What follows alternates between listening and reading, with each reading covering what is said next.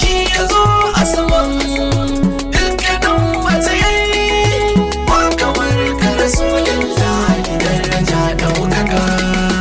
Kai ka zo kai kake da duka so ba iyaka, dan uwa ce kawai na jami za ta kau da shakka. Kai na so kai ne dole jinjinar ka, mai haɓara na kyaure ras waye san tsayinka. Idan ya ce ito haka ne babu mai musaka. Na tuno wata mata da ta shigo Madina, rayuwar ɗanta ne aka ƙara dan ɗan Amina.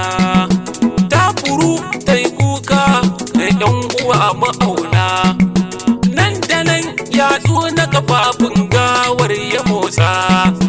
Rayuwar ɗanta ta dawo